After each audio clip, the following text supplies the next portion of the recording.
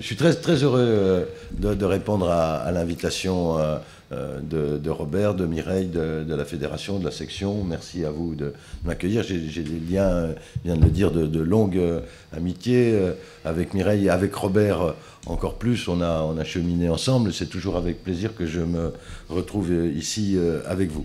Parler de la sécurité pour un socialiste, c'est pas a priori gagné. On attend des socialistes qui parlent d'abord des préoccupations des Français. Les premières préoccupations des Français, aujourd'hui, on les connaît. C'est le chômage, bien sûr, c'est l'éducation, c'est le pouvoir d'achat, c'est bien sûr le logement. C'est ça les premières préoccupations des Français. Mais François Hollande m'a demandé de m'occuper de ce sujet, de parler de ce sujet que je prétends bien connaître parce que j'ai travaillé pendant 10 ans avec Pierre Joxe et puis c'est un sujet, je crois, dont les socialistes doivent se préoccuper. Pourquoi ? D'abord parce que l'insécurité frappe prioritairement les plus faibles. On n'a pas sur ce sujet-là, sur ce domaine-là comme dans d'autres, mais encore moins sur celui-là, de leçons à recevoir. On n'a pas de leçons à recevoir de la droite ou de Nicolas Sarkozy sur ce sujet. Pourquoi on n'a pas de leçons à recevoir? Parce que pendant 20 ans, de 1981 à 2001, de 1982 à 2002, eh bien pendant 20 ans, tout ce qui a été fait de bien dans le domaine de la sécurité a été fait par des socialistes, par des ministres socialistes. C'est Gaston Defferre, le premier, quand il a été ministre, ici on peut en parler, quand il a été ministre de l'Intérieur, qui a mis en place la formation des policiers. Je me rappelle que lors de la première visite que j'avais faite dans une école justement de formation, eh bien, les gardiens de la paix, ils travaillaient sur des dictées, ils font des dictées, voilà. Et les textes qu'on leur donnait à copier, à dicter, c'était les textes de Pétain. Et on était en 1982. C'est ça qu'on a trouvé en arrivant en 1981-82.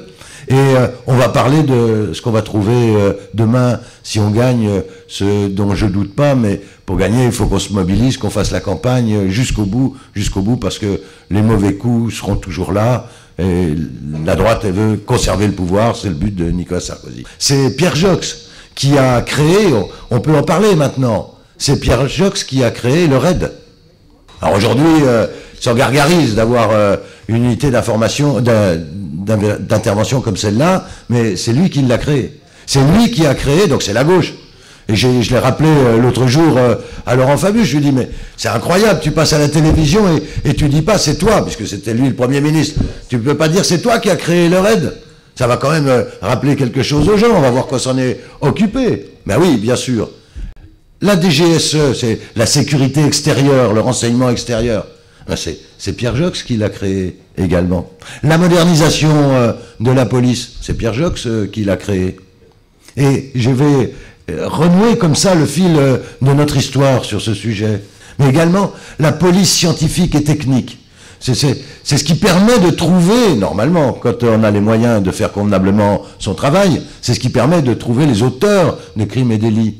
Eh bien, c'est Pierre Joxe qui l'a créé. C'est Paul Quilès qui, en 1991, a créé 1992 a créé les contrats locaux de sécurité. Cette forme qui permettait d'associer les acteurs locaux, les maires, les acteurs locaux et la police nationale et la justice pour essayer d'apporter des réponses concrètes. En 1997, c'est Lionel Jospin qui a fait rénover encore la pensée de la gauche sur la sécurité avec le colloque de Villepinte, qui a eu des conclusions concrètes. Les socialistes n'ont pas à en avoir honte. Le premier fichier national des empreintes génétiques qui permettait, là encore, de répertorier, bien sûr, les délinquants. Ben, il a été créé en 1998. Et puis, je terminerai parce que c'est d'actualité.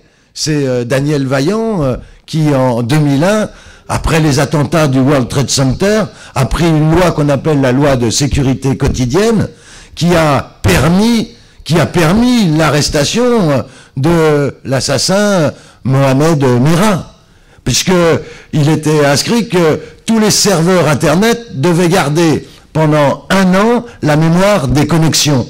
C'est comme ça. Donc, les socialistes, ils ont pris des lois, des mesures efficaces en matière de police. Donc, on n'a pas de leçons à recevoir. Déjà, il faut partir la tête haute quand on parle de la sécurité. On n'a pas de leçons à recevoir. Et je pense à cette belle phrase de Jaurès qui disait « Cherchez la vérité et la dire. Dénoncer sans cesse, c'est ça l'idéologie dominante, dénoncer sans cesse la loi du mensonge triomphant qui passe. » Le mensonge triomphant qui passe, c'est ce qu'on vient d'entendre, mes chers amis, pendant 10 ans.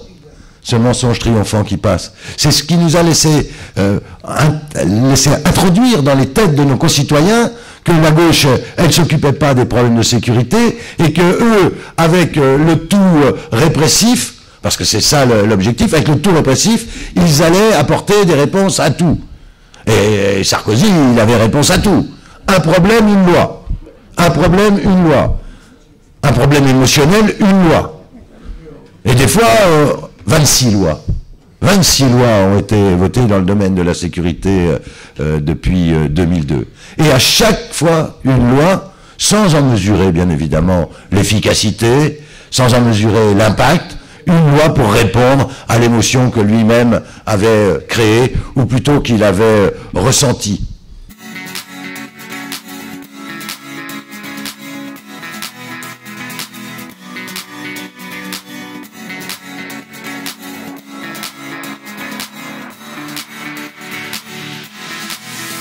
Le changement, c'est maintenant. Le changement.